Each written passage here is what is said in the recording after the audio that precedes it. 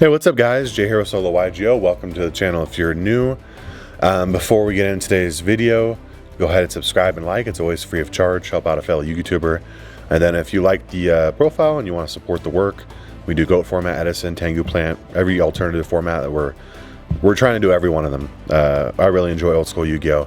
You can support that Patreon down below. It's in the description or in the comments down below, probably pinned right now. So yeah, let's get straight into the profile. This is Monarchs for Yu-Gi-Oh's 2005 GOAT format. We've had a lot of playtesting with virtually every old school format, and unfortunately with GOAT, you're typically limited with your options, but we're going to make it the best we can. Right now, we're also just limited by the fact that not every Monarch's released. So the best Monarch of the format that is legal, because Caius and Ryza are not currently legal in GOAT format, is the Stalos. That's usually going to be your go-to third option in Edison format as well. So it's just historically accurate that it's the best one in GOAT available. And you're going to play one Zaborg and one Mobius. You do have one more tribute, one monster tribute, but it's not a Monarch. We play one Jinzo. Jinzo's limited to one. It's a really good card. But we are a tribute summon deck, so might as well play Jinzo as well. Yeah, this lineup's pretty good. You want to sideboard those other Zaborgs and other Mobiuses based on your matchup, but hand ripping in GOAT format, a format where card advantage is very hard to come by. That's why drawing that one Saki Pot of Greed is so good, because it's inherent card advantage. It's just hard to come by, so being able to rip cards from their hand is obviously very strong. Hitting a Cinder Serpent is not ideal, or a Thunder Dragon or anything like that, but you know, you still got to play it. All right, and then that's it for the one tributes. We don't play any two tributes. For the actual monsters of the deck, it's kind of a recruiter strategy, I would say. Has good synergy amongst the engine, and we play creature swap as well. We're going to be playing 3 Mystic Tomato. Mystic Tomato is really good, allows you to get another body on field, so you can go into your tributes the following turn. And then that can also float us into Giant Germ if they're brave enough. Giant Germ is going to do a little bit of burn damage, as well as summon out 2 more from deck, so that's pretty powerful. Along the lines of getting out more monsters than just one, we're playing 3 Nimble Momonga. This is going to allow you to summon out 2 more, as well as gaining life points, so it's basically the exact opposite of Giant Germ.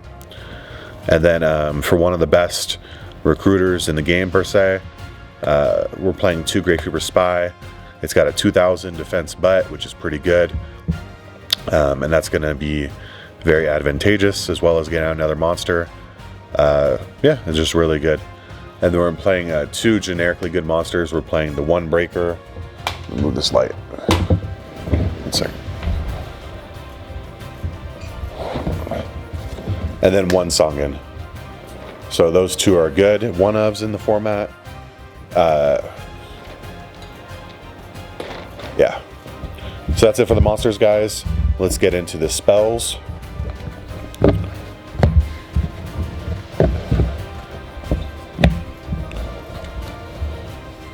Alright, again, it's GOAT format, so we're playing the best 3 cards that you could possibly have in your deck.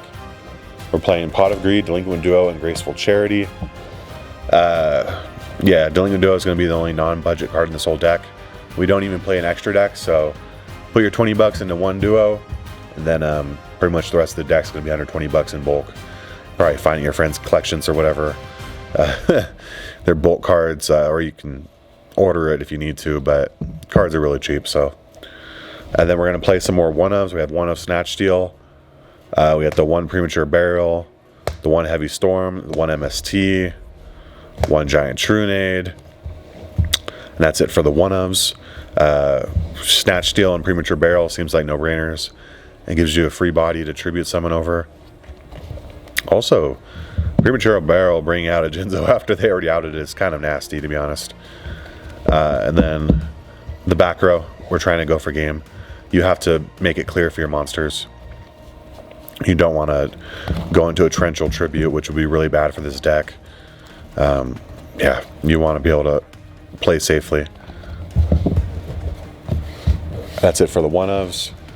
For the 2-ofs, we have a few of them, or just 2 of them actually. We play the double Nobleman of Crossout. You want to side this out against Warriors, obviously, but in general, it's a really good card because there's so many powerful flip effects in the format, like Great Fever Spy, Magician of Faith, etc. You might hit a Songan if they're brave enough to set it, which is really good. And then one of my favorite cards in this format, we have 2 ultra rare first edition Magic card creature swaps, which I think is pretty cool. Creature swaps obviously insane in this deck. Being able to tribute over the opponent's monster and give them one of your recruiters, and then attack over that and get the summon off of it is just very strong.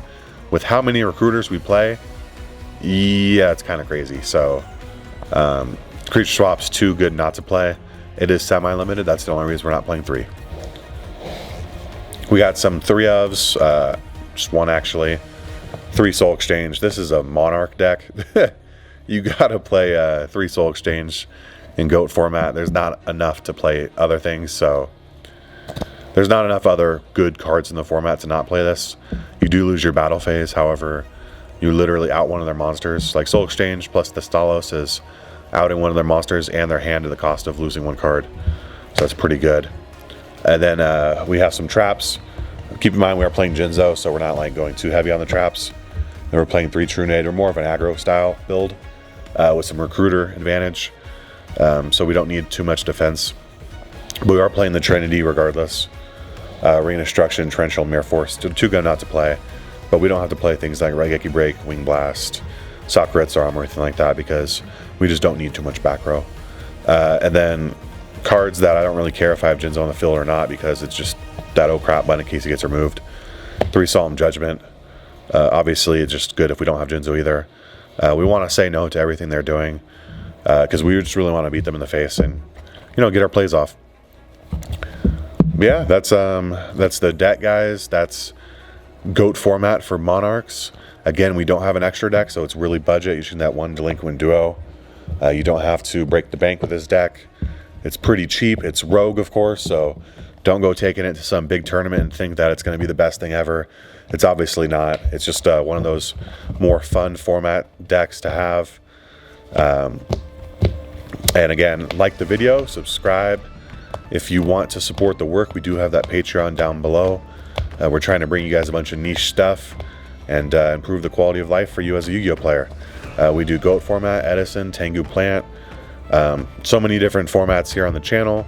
So if you want to check those out too and you like other alternative formats, we're here for you. And yeah, that's it, guys. We'll see you in the next one. Peace out.